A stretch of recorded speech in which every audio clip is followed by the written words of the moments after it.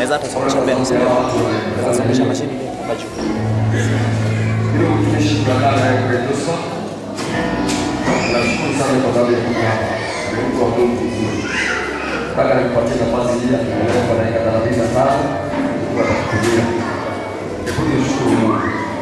Bwana wetu na Mungu wetu, mwisho wako amesimama madhabahuni hapa ili anene makusudio yako. Na ni kwa sababu wewe mwenye rehema na fadhili nyingi na neno hili ni lako ulioweka moyoni mwako. Naomba katika jina la Yesu kumtumie kama chombo. Msaidie Bwana, muinue kwa utukufu wako ili jina lako litukuzwe kwa sababu wewe ni Mungu. Kwa dakika hizo 35 utakazozitumia, uwepo wako na nguvu zako zishuke ili jina lako litukuzwe nawe uinuliwe. Wabariki watu wako Bwana, ukiendelea pamoja nao kwa sababu wewe ni mwaminifu. Ni katika jina la Yesu tunaomba na kushukuru. Amen. Karibu na hapo.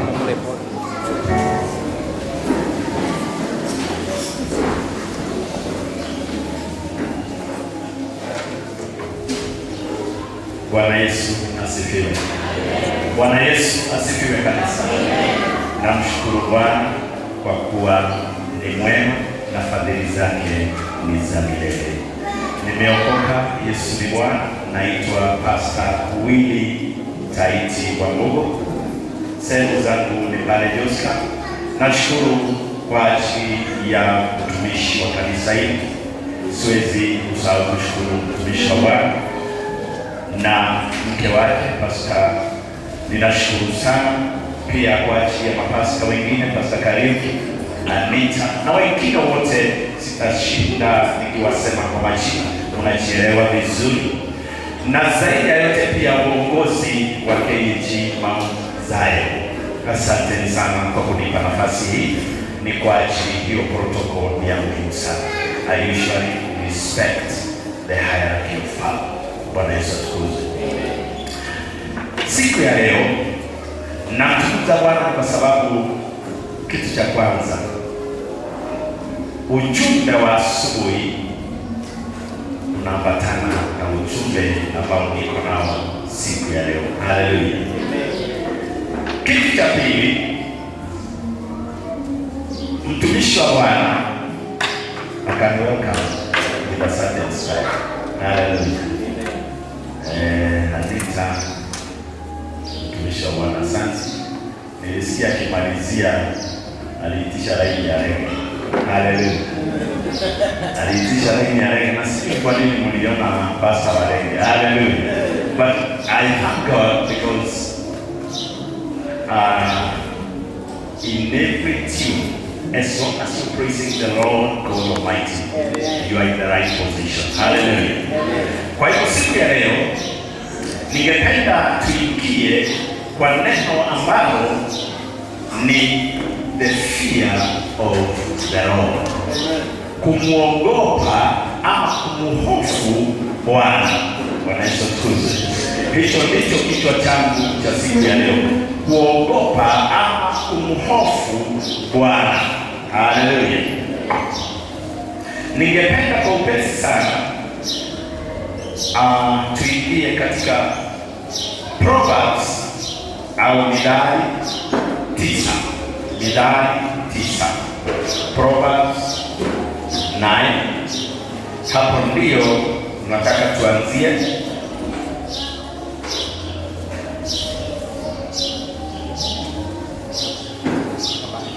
Na nataka tuanzie mstari wa 6. Nataka tuanzie mstari wa 6. And I go with the word today. Nitakuwa nikiingia katika lugha zote mbili na mniruhusu. Haleluya. Because sometimes ninajipata katika kuhubiri kwangu niko katika Kiswahili and in another area nimeingia katika Kiswahili. Na nikaona hasa sitapenda kukusumbua mtumishi wa Bwana siku ya leo Pastor Anita, kwa sababu amekuwa katika mahali hapa kwa ibada ya praise and worship. Hallelujah. And it happens that mtu kutoka katika koo.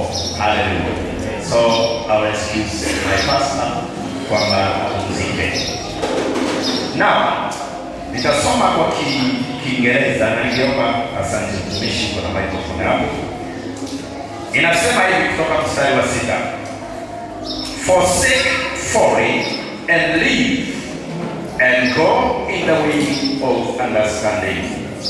He who corrects a scholar gets contempt for himself, and he who rebukes a wicked man gets an insult for himself.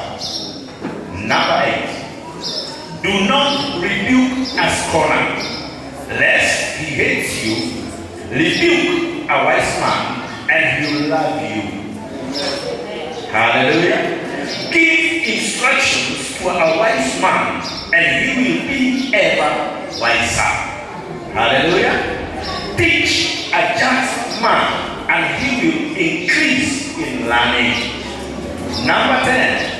The fear of the Lord is the beginning of wisdom, and the knowledge of the holy is understanding. For by me your days will be multiplied, and the years of your life will be increased. Hallelujah. Naomba nisomewe kwa Kiswahili. Sasa nitafadhali. Methali 9 kuanzia mstari wa 6. Mstari wa 6 wasema hivi: enyi wajinga, acheni ujinga mkaishi, kaende katika njia ya ufahamu. Mstari wa 7. Amkemeaye mwenye dharau hujipatia fedha, amkaribiaye mtu mbaya hujipatia aibu. Mstari wa 8. Usimkaribie mwenye dharau, asije akakuchukia. Mkaribie mwenye hekima, naye atakupenda. Mstari wa 9. Mwelimishe mwenye hekima, naye atazidi kuwa na hekima. Mfundishe mwenye haki, naye atazidi kuwa na elimu. Mstari wa 10. Kumcha Bwana ni mwanzo wa hekima, na kumjua mtakatifu ni ufahamu. Mstari wa 11. Maana kwa msaada wangu siku zako zitazidishiwa, na miaka ya maisha yako itaongezwa. Soma mstari wa 12. Mstari wa 12. Kama una hekima, una hekima kwa nafsi yako, na kama una dharau, utaichukia peke yako. If you are wise, thank you, Pastor Anita. If you are wise, you will be wise for your benefit. But if you are scholar, you alone will bear it. But I suppose this morning, asubuhi ya leo, tukapata injili ya kujua nabii wa kweli na nabii wa uongo. Hallelujah. Saa zingine watu naangalia katika level za manabii, lakini bado nitaingia katika level yako wewe umeketi hapo. Bwana Yesu atukuzwe. Kwa sababu wewe umeketi hapo, una jukumu katika kazi ya Bwana. Sio lazima ni mchungaji peke yake. Haleluya. Na sijui wewe unapoeneza neno la Bwana unalianziaga pande gani? Haleluya. Kumcha Bwana. Haleluya. Ayubu 28:28 inasema hivi: kisha akamwambia mwanadamu, tazama, kumcha Bwana ndiyo hekima, na kujitenga na uovu ndiyo ufahamu. Haleluya. Ningependa tusomewe hapo, pengine nimesoma vitu vyangu. Job 28:28. Kisha akamwambia mwanadamu, katika Kiswahili, kumcha Bwana ndiyo hekima, na kujitenga na uovu ndiyo ufahamu. Soma.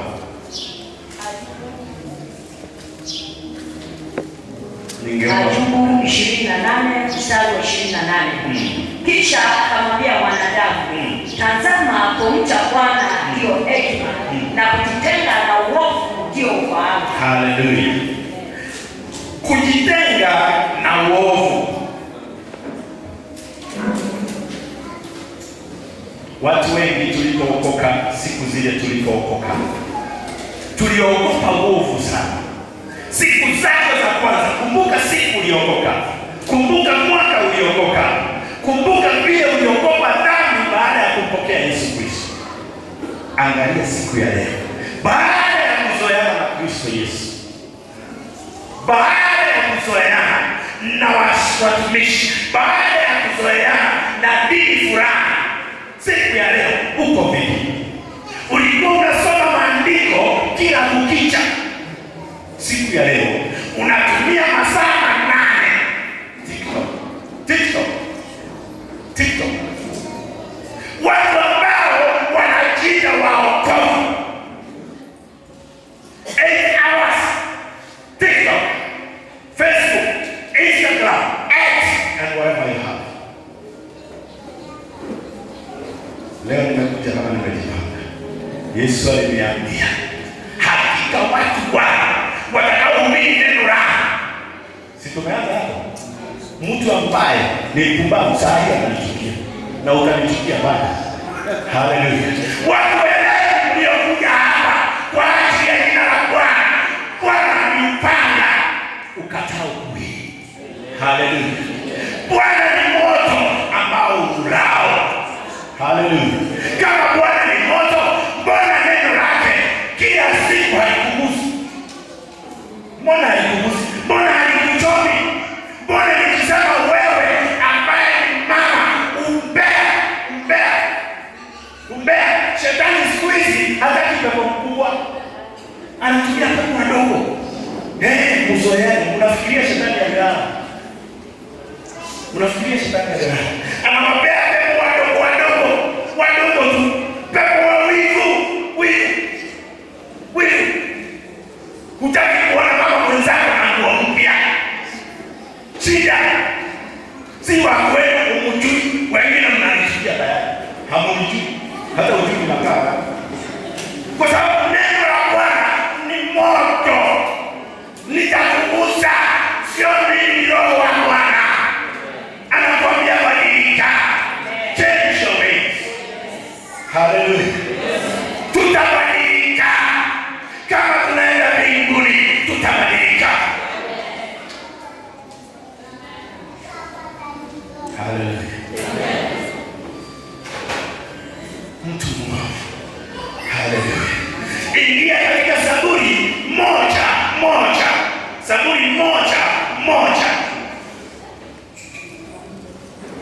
Nisome Zaburi 1 mstari wa kwanza. Hapo tuendelee. Zaburi 1:1 yasema hivi. Heri mtu yule asiyekwenda katika shauri la mtu yule asiyekwenda katika njia ama shauri na wasio haki, wala hakusimama katika njia ya wakosaji, wala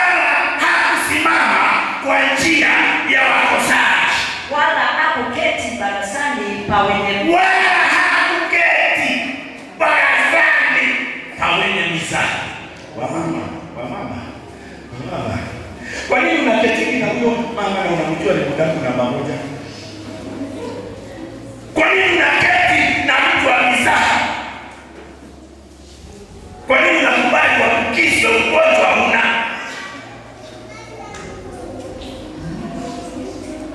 Angalia watu ambao walikuwa ni wafalme.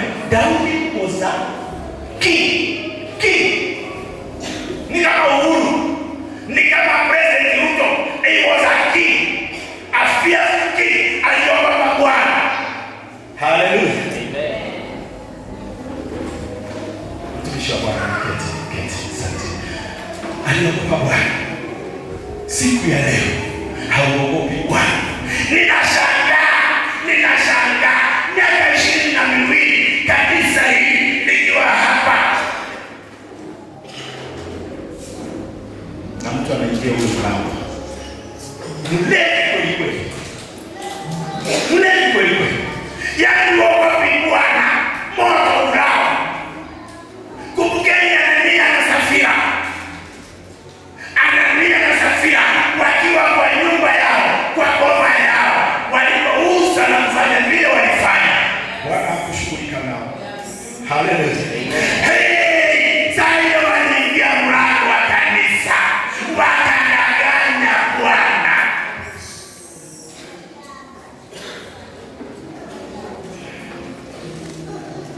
Watu wa Bwana. Watu ambao hamtaki kuonywa. Watu ambao hamtaki kuambiwa dhambi.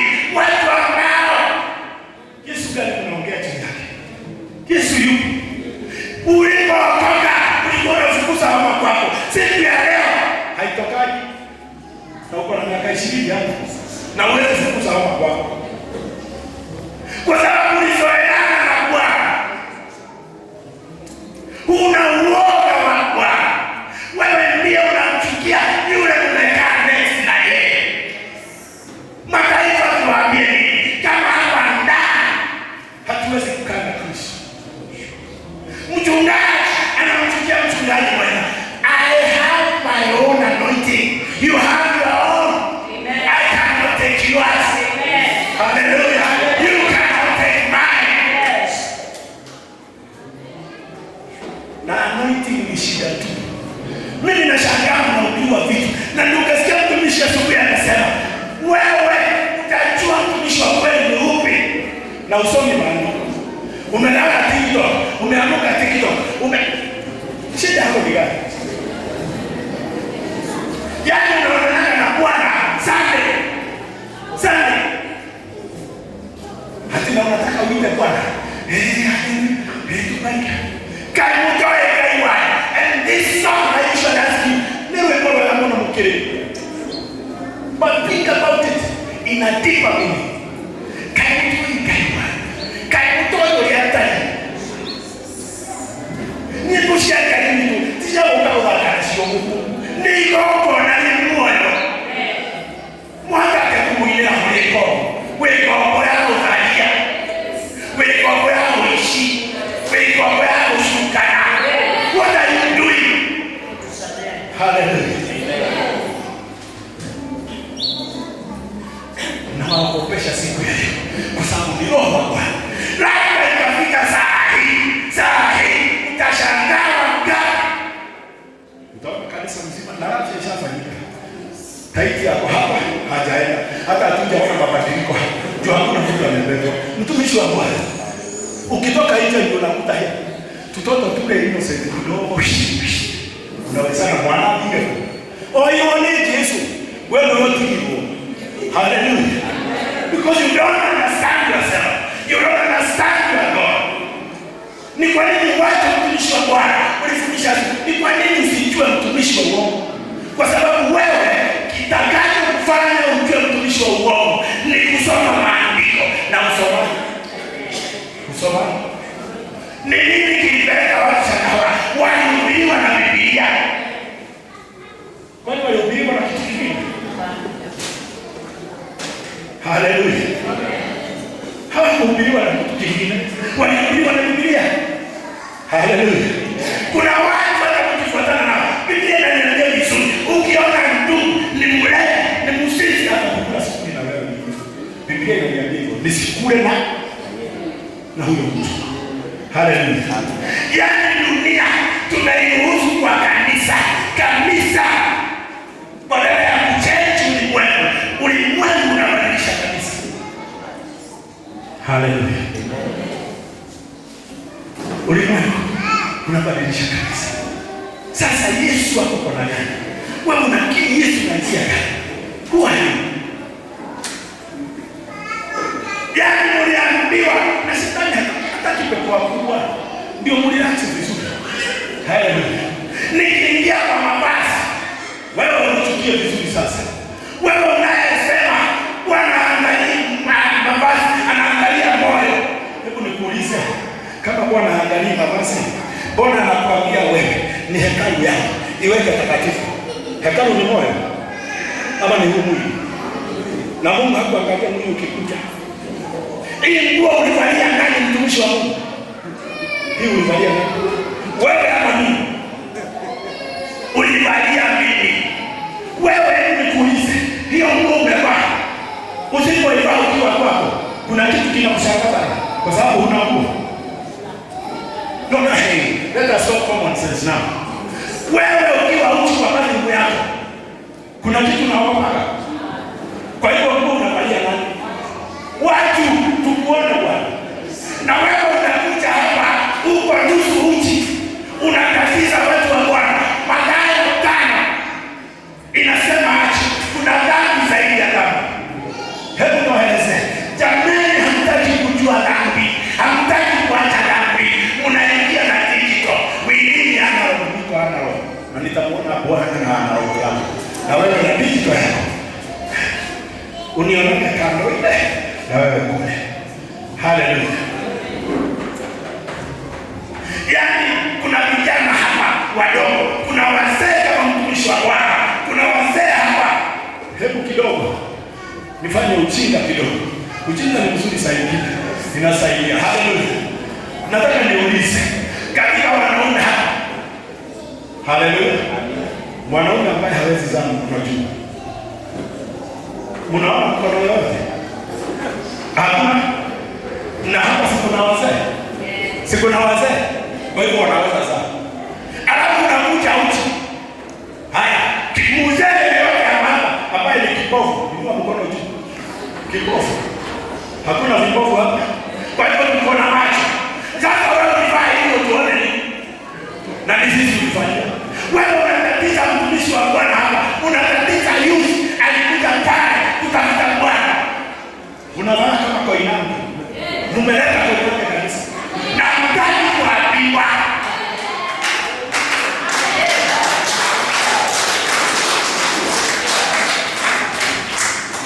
Sasa sikiliza vizuri. Mathayo 5 ukisoma Beatitudes, ukisoma mpaka umalizie. Haleluya. Bwana anasema hivi, nimewambia kuna dhambi kubwa kuliko dhambi, na hiyo ndio ilifundisha Shetani kutoka mbinguni. There is a difference between iniquity and sin. Iniquity is in your thinking before you act. Hallelujah. Ukiwaza kusinzi, ukiwaza ushasinzi. Ni Biblia inasema maneno. Akimulisikia Yesu alikuja. Yaani heri mngekaa na sheria ya Musa. Mnafikiria Yesu alikuja kuabolish? Alisema sijakuja kuabolish. Nimekuja kutia nini? Nguvu. Nataka kuuliza mtumishi wa Bwana. Zamani ulikuwa ushikwe ili uhukumiwe. Lakini Yesu akakuja akawaambia, iandikwa katika sheria ya Musa, usizini. Haleluya. Nani mimi? Alisema hiyo. Na sasa sheria iko kwa mkono wake. Akasema na mimi nimesema, yeyote atakayetamani kutamani ashasizi. Sasa achana zini. Sasa niwaulize. Hawa watu wanatoka ndugu yangu Kayole hapo nusu mlingoti mpaka Tao, ashinde Tao 8 hours, arudi kwake, amezini na watu wangapi? Huyo mtu hata usione. Vijana mko hapa naona kitu kama hiyo. Mtu amezini na watu 100 katika ulimwengu wa nini? Wa kiroho. Nawaambia hii dunia mnayoiona physically inakontroliwa na another real world, real heaven, more than this. Yes. Where the king lives. It is a country by itself. Hallelujah. Yeah. It's a country, it has government. Hallelujah. Iko na serikali yake pale, iko na walinzi wake pale. Anasema mimi ni jemedari wa. Hallelujah. Nani anasema yeye ni jemedari? Na wewe unacheza na jemedari? Akiamua vita, jemedari utawezana naye? Jemedari wa vita ni Yesu, na anakuambia Anita, tutakapo kuingilia kwa ajili ya kazi ya Bwana, usijiulizie ningoje mimi jemedari wa vita nikupiganie.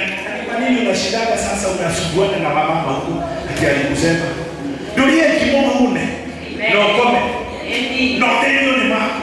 Amen. Haya. Mimi ndio nimeshinda tena. Tekapasa kajoska. Nekajoska. Haleluya. Niko hapo. Dhambi. Na ninashukuru Bwana. Na nitasema tena ninashukuru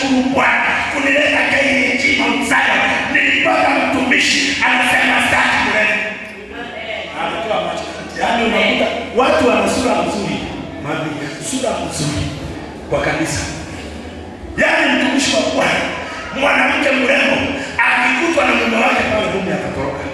Unajua sababu ni gani? Yaani nimepata siku moja, nimeingia nimepata pasta Anita amesumbuliwa na wale, ameweka sura ya kasi sasa. Ameweka sura ya kasi sasa. Nataka kuwauliza, angeweka sura ya kasi kama watu wanamwogopa Bwana? Angeweka sura ya kasi? Wengine wanafanya mtumishi wa Bwana pale nje na kwa mama, mume wa mtu, hata unaheshima na mume wa mtu. Mwanamke mbele ya Bwana anafanya mtumishi kanisa hili, anapoti. Haleluya. Na tunaenda mbinguni. Haleluya. Mbinguni mtasifu na nani? Kwani wewe unajua baba yako kalitoa ikai wa juu. Mwaki wao utara hai. Haleluya. Noto wamenelea kai. Haleluya. Yaani unaweza ogopa kutokosa kazini. Haleluya. Kazi mahali unafanya, unaambiwa ukuje na dress refu. Hiyo ndio kodi ya kuingia hapa kazi na unafanya hivi. Lakini Bwana wa mabwana, Mungu wa miungu yote, nyumba yake inaingia kama kichakani. But you can respect your boss. You can respect your wife. You can respect your husband. You cannot respect God. Hicho kitu kimenirudi hapa sana. Kuna principalities. We don't fight by flesh and blood. Hallelujah. Kayore hii mulie sana na mwite Bwana sana. Pepo wa ulevi, pepo wa dawa za kulevya ametoka huko. Prince. Mnajua prince ni nani? Wakati kuna mfalme, mtoto wa mfalme anaitwa nini? Wa kiume prince, na wa kike princess. Bwana Yesu atukuzwe. Shetani ana prince wake, the prince of darkness. Kuna prince wa Kayole anayesimamia Kayole, anayeangalia na ana watu wake chini yake, mapepo chini yake ya kucontrol ulevi. Usiondoke huko. Hallelujah. But the decision is not about God, it's about you. He gave you a free will. Alikupa nafsi ndani yako ya uamuzi. Hallelujah. Uamuzi ufanye wewe mwenyewe, sio Yesu akufanyie. Watu tumeokoka kweli. Tuko ushirika mmoja. Tukishatoka ushirika, basi wanaume siku hizi wanaume siku hizi wanakuwa na udaku mwingine. Yaani mimi nataka kufukuza kabisa. Bwana Yesu atukuzwe. Wanaume wa siku hizi wameharibika. Wanaongea, imagine unakaa kikao chini. Mama amewatoa kutoka zero. Baba amewatoa kutoka zero. Na acha kuwa mnada. Munakaa chini. Munamuongelea. Munamutoa nguo. Munamutoa uchi. Munasema yote. Alafu kesho unataka kuja hapa. Nasema Bwana awabariki. Na mtumishi anasema kila saa Bwana awabariki. Wacha nikwambie, ukiwa moyo safi, hiyo baraka inakukutaga direct. Amen.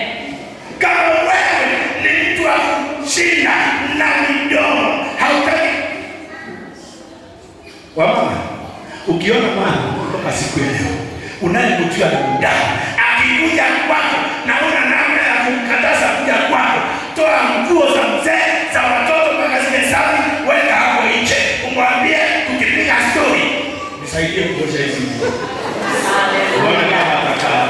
Amen. Haleluya. Wewe Bwana pembeleza pepo, tafuta njia ya kuondoa pepo. Haleluya. Mimi wanasema if a mountain cannot come to me, I'll go to the mountain. Bwana Yesu atukuzwe. Ninashukuru Mount Zion, uovu unakatazwa. Na ndiposa nina nguvu namna hii nikihubiri uovu kuacha. Haleluya. Amen. Na mimi nikikuja kama kongamano kama hili ama mahali inaitwa pakubwa kuliko hapa, nishahubiri. Haleluya. Na mimi huwa nimeenda hata heri nikope ndugu yangu. Mwambie ndugu yangu nitaenda kuhubiri mahali fulani. Simwekea kwa wapi. Sawa. Simamilizi unajua ng'ombe. Haleluya, sombini. Haleluya. Ninaenda kwa Anita. Niusie kipaji. Nimeitwa mahali fulani. Unajua ninafanya hiyo kwa nini? Kwa sababu nitakapofika katika haya madhabahu, nihubiri neno ambalo ni upanga, ambalo linakata watu hapa ndani, ambalo linachoma watu hapa ndani. Ukiambiwa mnipeze na kurudi kwetu, nitatembea Mungu. Ninakuja na nimejipanga. Sasa ninajua hakuna nipeza. Wakati Bwana aliposema mimi hata waliniambia ninafanya kazi na Bethlehem. Haleluya. Je, nini watumishi wako unafikiria mtachagua na nini? Injili ya kweli mahali inahubiriwa. Injili ya kweli. Hesabu watu. Heri huyu mtumishi afikaze hapa. Haleluya. Huyu mtumishi ana hesabu kubwa sana atafanyiwa na Bwana. Haleluya. Na wewe unatamani hii kazi. Na mimi nashangaa. Siku na mhubiri alikuwa sana. Alisema anaogopa kuitwa nini? Pastor. Wewe unafikiria pastor ni mji? Na kuambia hukumu iko juu ya pastor. Nikikukosesha njia namna hii, damu yako juu yangu. Na niposa mimi na Bwana mkali. Na kuambia utawacha dhambi. Leo msiga. Amen. Haleluya. Amen. Unaweza kukaa katika kanisa hili, mtumishi anakuangalia tu. Unafikiria tu, unaongea huko ndani, unafikiria tu, unafikiria kuna kitu hapo. Kuna kitu hapo. Take your time kuiga katika hapa. Haleluya. Na hiyo ndio kuna kama. Wewe unataka ndio kama raia kama wewe. Gelaji yake kitu kiwi. Haleluya. Mwisho ndio tukoe. Wewe ndio mwenye ya. Haleluya. Dugata gari. Rutawe na mafuta. Bwana Yesu asifiwe. Na wewe special. Ndio uko kwenye kitu. Haleluya. Iko kuweka bali. If you don't know how to read the word of God and to stay in it. Siku ya leo naomba kila mmoja aanze kufikiria ni wapi mlikutana na Bwana, kwa sababu mshajua tayari.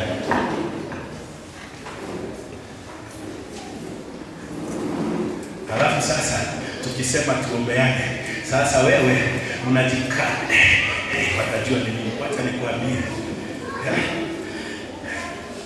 Zakayo hakutaka kutambua. Haleluya.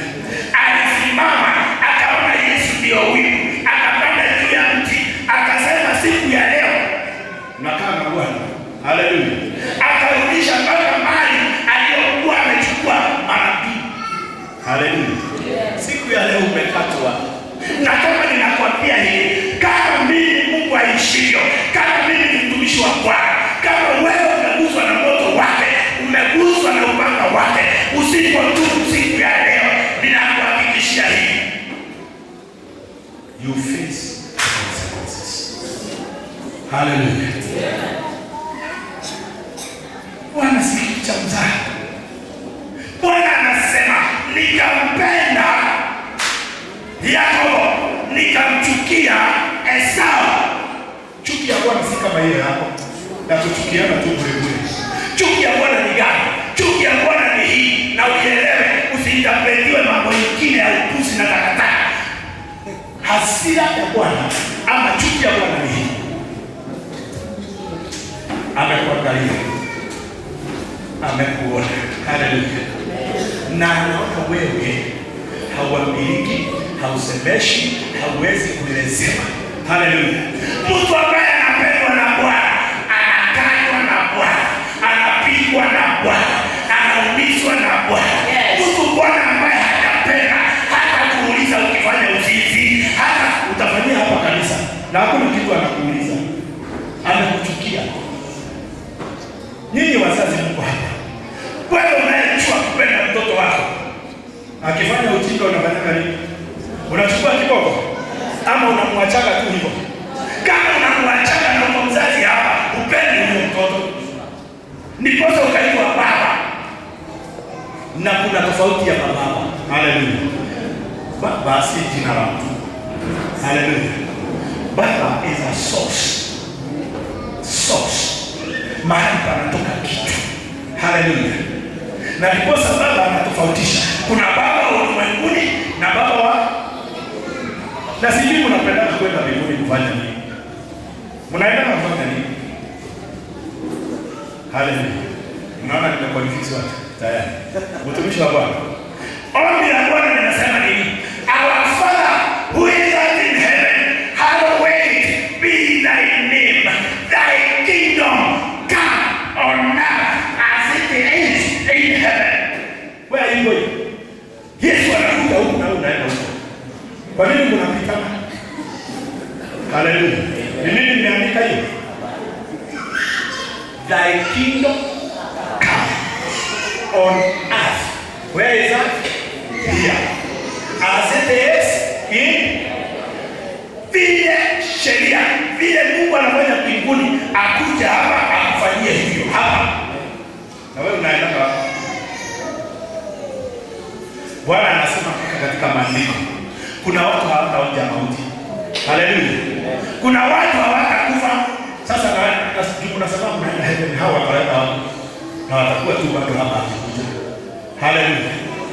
Ni wewe uige mbingu ikae pamoja na wewe. Yesu anasema kaa katika maadili yangu, nami nitakuja na Baba, Mwana na Roho Mtakatifu nifanye kikao kwako. Watu wanashindwa na huyu mzee na huyu mama amani kila siku. Sijui amekoroma. Nasema mbele ya Bwana aliyeniokoa akaniokoa kutoka nione mke wangu. Mbele ya Bwana hatujawahi pigana. Haleluya. Na si kumaanisha hatujaikosana. Tunakosana. Sisi ni wanadamu. Tuko chini ya jua. Haleluya. Lakini vita haionekani kwangu. Haleluya. Tunakosana dakika hii, dakika nyingine nikelea lakima wanyuma. Ndio. Haleluya. Na mokali ya mwako. Wengine hapa hata waumeze, hata kuwapa heshima. Unapea mchungaji heshima kuliko mume wako. Unafikiria tunaanza mchungaji sasa hivi? I'm 55, I'm headed 60. Na mtumishi akasema pale chini, ukiona watu hapa ni wazee. Haleluya. Ni wazee.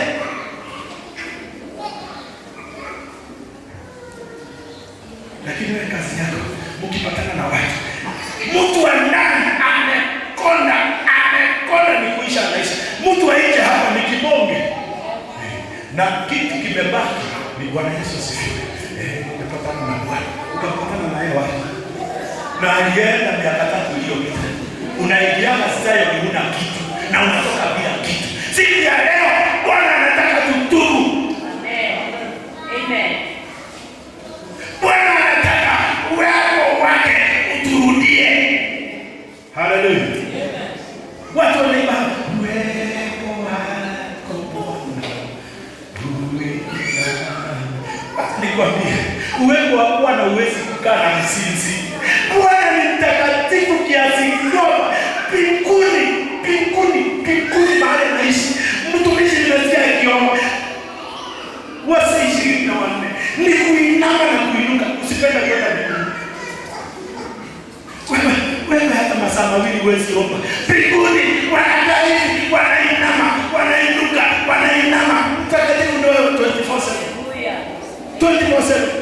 Wasa 24 wenye uhai wanne. Makerubi, maserafi. Haya kisi.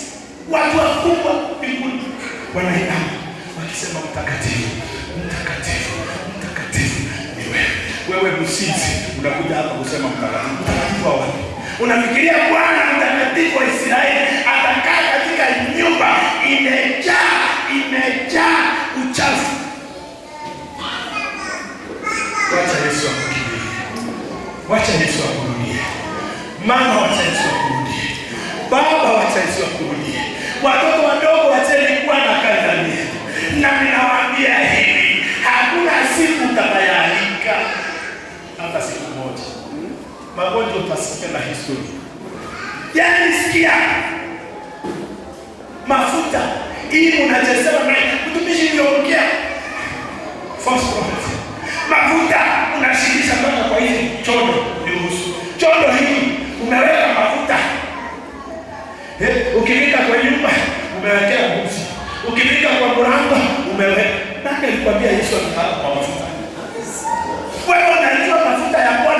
kumwagikia.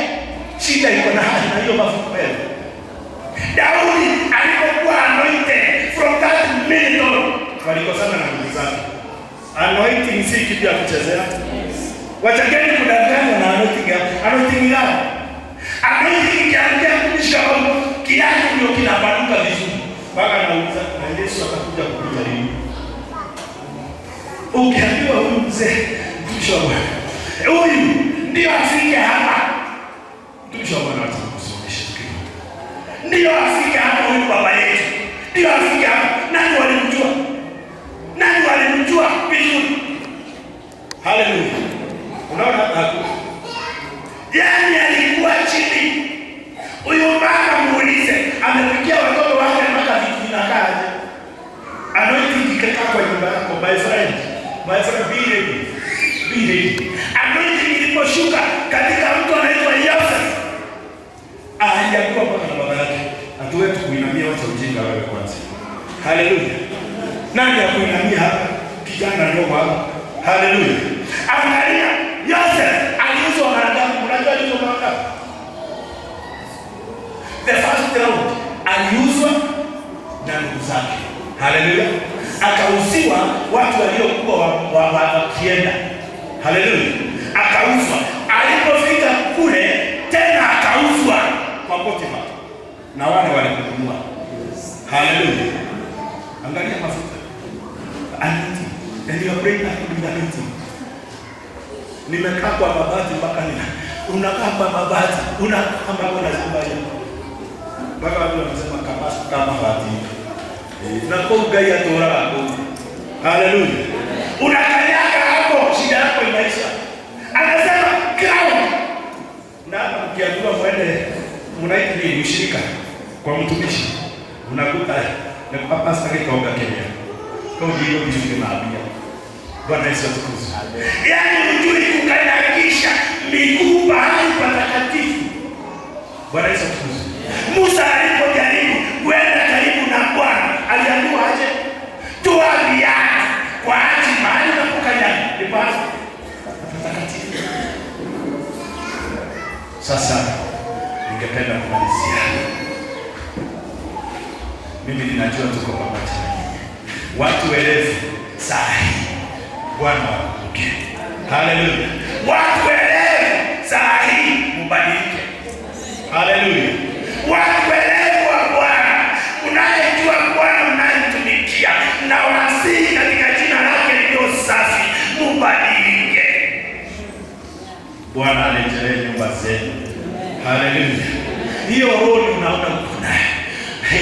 Rejelea Bwana uone ikiondoka. Haleluya. Haya matatizo unafikiria ni mchungaji tu anaweza kuombea na kuambia iweni watakatifu kwa ajili mimi ni mtakatifu, asema Bwana wa majeshi. Kuwa mtakatifu, asipokuja kwako ujue tunahubiri injili ya uongo. Haleluya. Mnachukia, kuchukia. Mimi nashangaa, siku nani niliambia mambo ya kinanda. I remember, I think it's you. Na wauliza hivi, kinanda hiki. Haleluya. Kinanda hiki. Unakiona? Si mnajua hiki hapa. Ina sauti ngapi? Si ina sauti zote. Si hapa kuna bass guitar. Wakati inachezwa hapa, ushaona bass guitar ikipishana na piano. Zinashirikiana, zinapendana. Haleluya. Ushaona gitaa zingine zote, ushaona drum ikisema wewe piano, kwa nini unapiga drum na niko na drum na mimi ndio drum? Haleluya. Wewe mchungaji na mchungaji mwenzako ni unajua watu wanafuata titles. You know the title. Yaani unafikiria kuwa mchungaji ni kitu mzuri. Kuna mtu amekaa huko nyuma atamuona Bwana. Na kuna mchungaji siku ya leo atakuwa na Bwana. Ni ukweli si kweli? Na wewe unatamani tu mchungaji. Hallelujah. I usually talk the reality. You hate me, you love me, I don't care. I love Jesus. Let Jesus love you. Usikubali kupendwa na mwanadamu. Kubali kupendwa na Bwana. Amen. Hallelujah. Iweni watakatifu kwa ajili Bwana wetu ni mtakatifu. Haleluya. Siku ya leo nikapata ushuhuda, hata mwenye ananiambia ushuhuda hajui kwamba siku nilipiga asubuhi ya kwanza, nikapiga mtumishi mmoja akaniambia ninapata kikombe ya chai, lakini 1, 2, 3 zikahapo. Nikaambia Bwana, mautama kubali na haleluya. Yaani mtumishi wa Bwana anaingia mahali ambapo si pake, anastakiwa badala ya mwenye nyumba, mwenye boma wastakiwa. Kwa unafikiria hiyo shule inaenda wapi? Na niko mkoa madhabahu. Hiyo shule inakuwa kubwa. Joska mtaishana. Haleluya. Sio hapa bado. Hapa bado. Mtumishi wa Bwana unajenga shule kubwa pale. Haleluya. Yaani kadiri maji ukodeshe huyo nyumba. Mimi ndio nilikuwa kwa hiyo nyumba. Haleluya. Nataka uangalie mafuta. Mimi ndio nilikuwa kwa hiyo nyumba. Ninakuja badala ya kukustaki wewe mwenye nyumba. Haleluya. Ninastaki mwenye umepea. Wewe unataka unatafuta kasoro. Haleluya. Unafaa kustaki mwenye alipeana nyumba ama mwenye amepewa nyumba. Mwenye anapeana.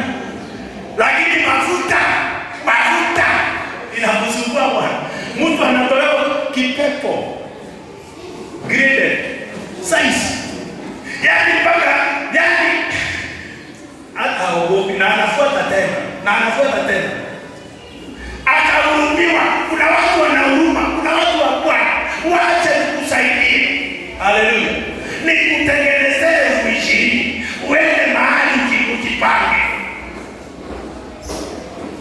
Mama yule ambaye ni mke wa Ayubu, tukana Mungu ufe. Haleluya. Akamwambia hata peni hatutaki. Sasa walitoka hapo.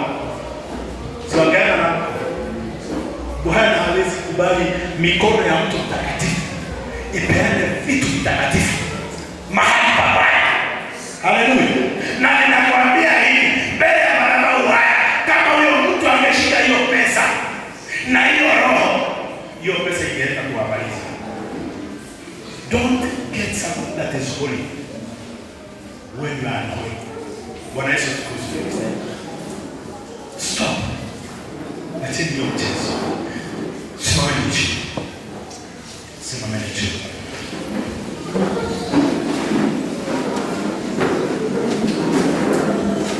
Kuna yule ndugu yangu nampenda, napigaga kinanda. Njoo kidogo dakika 5. Haleluya. Asante.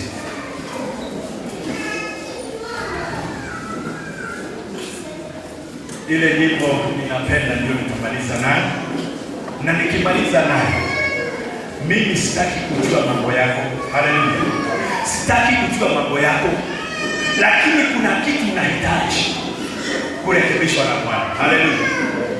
Kuna kitu. Ninakusihi katika jina la Yesu, usibakie hapo. Haleluya. Wewe unayetaka kuokoka, usibaki hapo. Haleluya. Na ninawaambia hivi, this is a special day. Hii ni siku imefungiwa mpaka Heaven's Gate. Bwana Yesu asifiwe. Kuna watu walienda kwa ajili ya ibada ya siku ya leo na anatoka Heaven's Gate leo. Haleluya. Kwa ajili ya ibada hii ya Mount Zion. Bwana Yesu asifiwe. I'm not talking around. Kuna watumishi nilipea hii kazi. Haleluya. Na mmoja akaniambia, mtumishi wa Bwana, ninaenda Heaven's Gate. Na nitaita. Hallelujah. She's coming back to the church. Aliopokea kwa mikono yangu, akaokolewa na Bwana. Amepewa kazi katika the office of the president. Na amekaa miaka yote, mwanalika mdogo, amekaa miaka karibu 20 na kitu. Hana kazi. Saa hii anakula na kijiko. Hallelujah.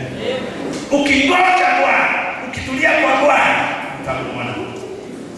Mimi my brother. Nisiwe yangu. Nigenda tumuirenga hivi tu. Tika wewe. Uingai. Hallelujah. Tika na utulani. Bwana Yesu asifiwe. Si mnajua hiyo nyimbo? Na wale hamjui, si mshaielewa siku hizi.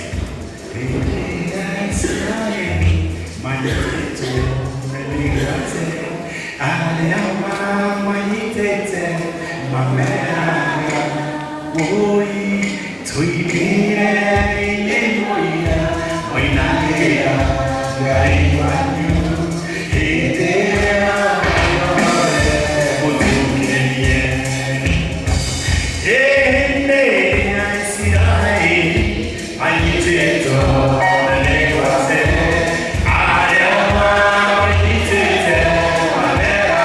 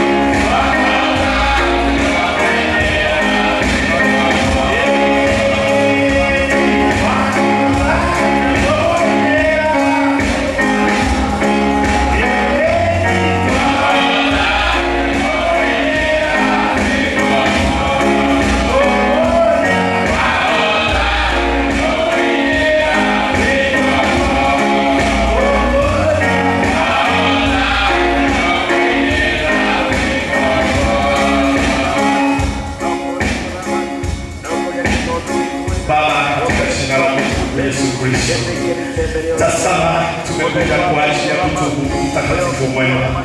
Tumekukosa siku nyingi, baba wa baba wote, Mungu wa miungu yote. Siku ya leo Jehova, umetuambia tukurejelee Jehova. Naomba kundi hili ndogo my Father iliyojaa watu werevu my Father, wamekusikiliza ni kwa sababu ni werevu katika vichwa vyao.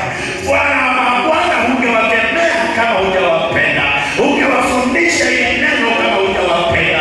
Jehova, ninakusihi, tuhurumie na utusamehe, tuhurumie na utusamehe makosa na dhambi zetu my Father. Ni kwa ajili hakika wewe ni mtaua na unapenda watakaokaa pamoja nawe, wawe wataua jinsi ulivyokuwa.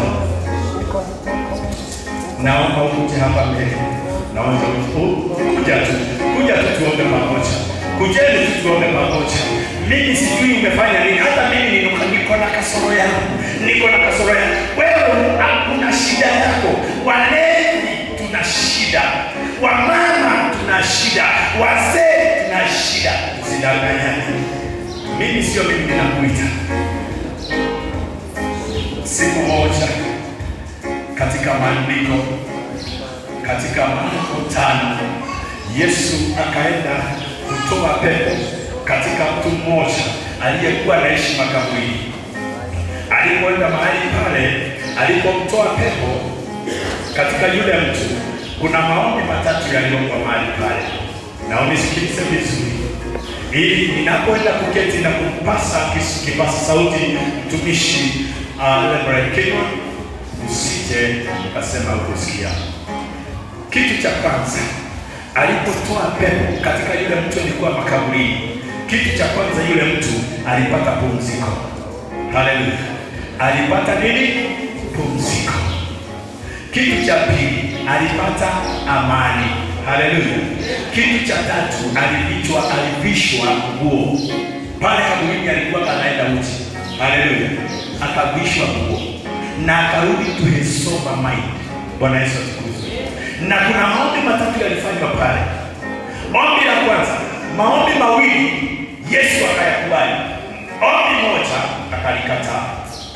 Ombi alilolikataa ni wakati yule mtu aliponywa, akamwambia Yesu, ningeomba twende na wewe, tuhudumu na wewe. Yesu akamwambia hapana, rudi kijijini kwenu, rudi kwenu nyumbani, rudi mtaa wenu, useme vile Bwana amekutendea. Hilo ndilo ombi Bwana alikataa. Haleluya. Ombi la pili, na msikilize vizuri, pepo waliomba ombi. Na ninakwambia umekaa hapo, jua pepo anaomba. Pepo wakaomba, wakasema, Bwana, tunakusihi usitupeleke kuzimu, tuingize katika hao nguruwe. Na Bwana akajibu ombi la pepo, wakaingia kwa nguruwe. Bwana Yesu atukuzwe. Ombi la tatu alilolijibu ni ombi moja. Wale watu wa kijiji kile, wafanyabiashara wenye zile nguruwe, waliomba ombi ambalo sijawahi sikia. Walimwambia Yesu, usije ukakuja kijiji hiki, toka hapa, hatukutaki hapa, nenda. Na Yesu akatii, akajibu ombi. Yesu alipoondoka hapa, hakuwairudi. Yesu saa hii amekuita, kataa. Kuna uwezekano asirudi tena. Bwana Yesu atukuzwe. Wewe kataa. Bwana amekwambia. Na sasa huyo roho anakukataza. Huyo roho mchafu anakukataza. Wacha nikwambie, Roho Mtakatifu anakusumbua hapo, unamwambia niache. Yesu akaacha. Bwana Yesu atukuzwe. Be one that this might be your day. Kuna mtu anaenda ukombozi wake siku ya leo na amekataa. Na kusihi, njoo hapa, njoo tuombe kwa jina la Yesu. Njoo tuombe tafadhali. Njoo tuombe. Hakuna mwingine. Ni sawa. Haya, karibia. Mimi nikiomba hili ombi, nimpashe mtumishi wa Bwana hiki. Na kuambia maisha ya hawa itabadilika. Na nakwambia wewe uliye hapo, una shida fulani, ungependa Bwana aiondoe kwa ajili ya jambo fulani, mimi ninakusihi kama mtumishi wa Bwana, njoo. Wacha kuwa na moyo mgumu. Moyo mgumu hautakupeleka popote. Kuna shida unaijua, sio shida zile nimehubiri zote. Kuna shida yako unaijua, Bwana na wewe unaijua. Njoo hapo tafadhali. Watumishi wa Mungu mlioko katika nyumba hii, ningewasihi kuja mbele tafadhali. Mafuta yote ya Bwana iliyoko katika mahali ya Petoni hapa mbele. Njoni tafadhali. Njoni tu, kwa sababu kuna kitu kinaenda kufanyika hapa. Hapo watu hawatakuwa wanasema I tell you. Na mwambie hawezi funga na kuomba kwa ajili ya siku ya leo. Hawa watu watoke mwili. Nimekataa katika jina la Yesu. Njoo.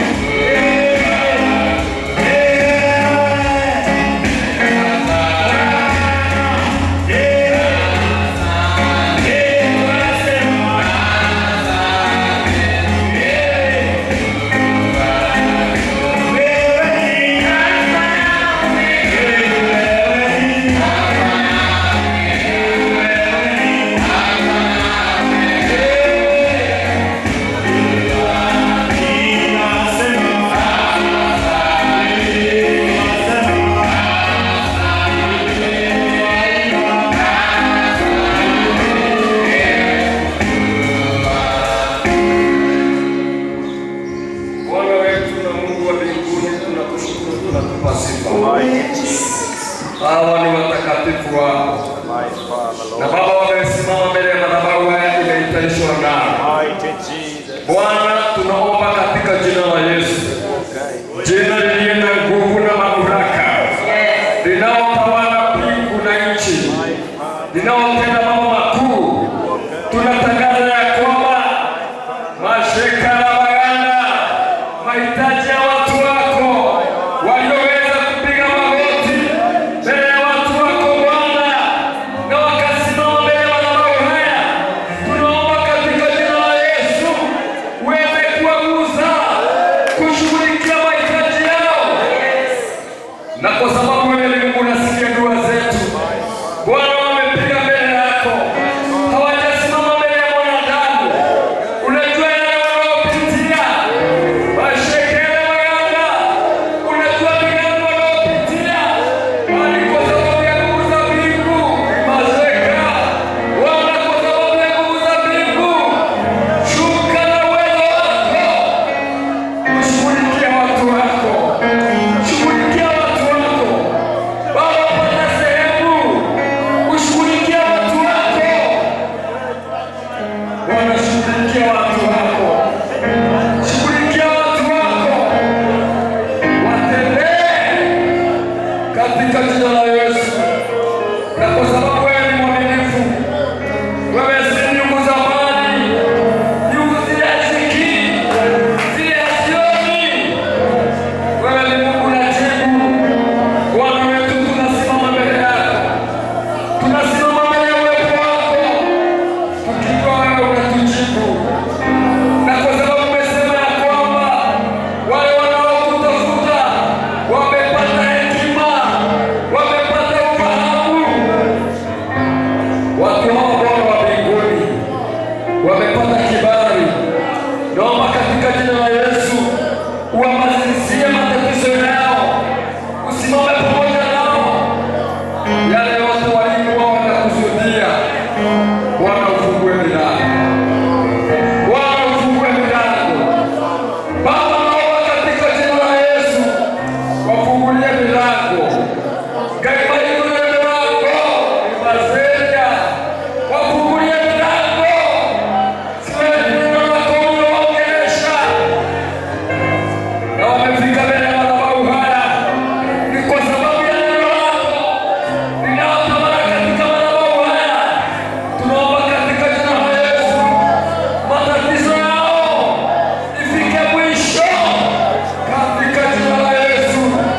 Wale wagonjwa waponye, wale hawana kazi kwa sababu ya nguvu za mbingu wapatie kazi, Bwana, wapatie kazi, fungua milango zao, wapate kibali, sekara baganda, wapate kibali mazeja, kwa sababu uko na uwezo.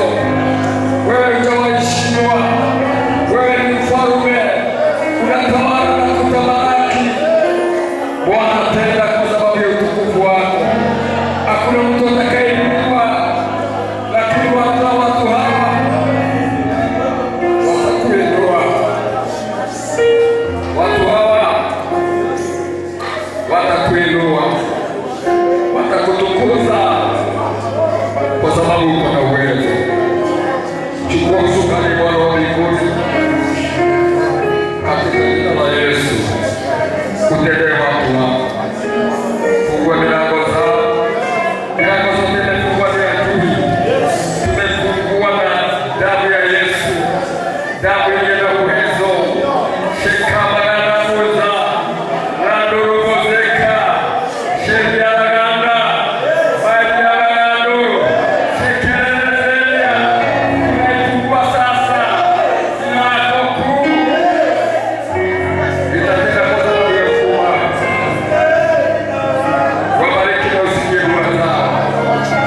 kwa sababu uko na uwezo Bwana, umetenda Bwana.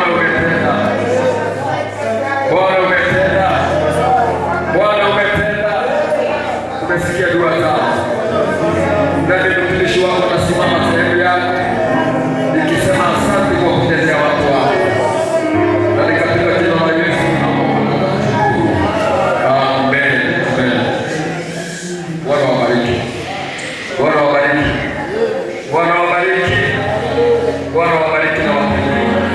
Bwana wabariki na watendee. Akutane pamoja na mahitaji yenu.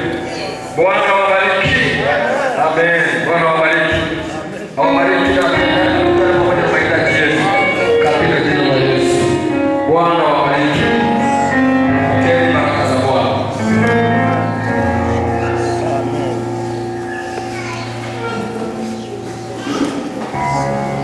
Bwana wabariki sana.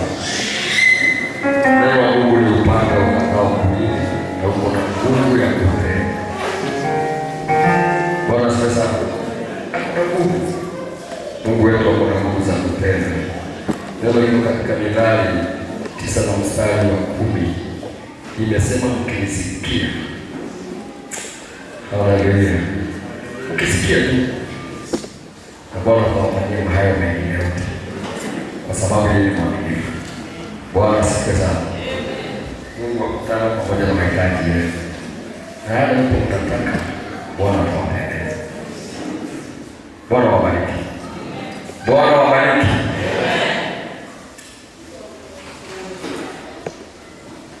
Huyo mtumishi sisi anatubariki. Sisi tumpatie chai. Ndio. Kama tunapatia watu wakuja na ametuombea, tujishikanishe na hiyo baraka. Ndio. Hata kama ni vile ndani ya kwako nyumbani. Tujishikanishe pamoja na hiyo baraka. Ndio kitu tumpatie tu kombe ya chai. Si kwa sababu tuko na kitu, lakini tumpatie kikombe ya chai. Tumbariki. Nasikia nikihimizika hivyo. Sifanyaje hivyo kila siku kwa sababu ya watu hapa, lakini nasikia nikihimizika hivyo. Tujiunganishe na hiyo na Mungu. Kama kuna kitu kingine, kama ni kulele, tujiunganishe na baraka. Tumpatie. Kuja tu. Bikini utasikia. Kuja tu. Bariki. Mambo yakakuja kwako ungeilua kombe ya maji.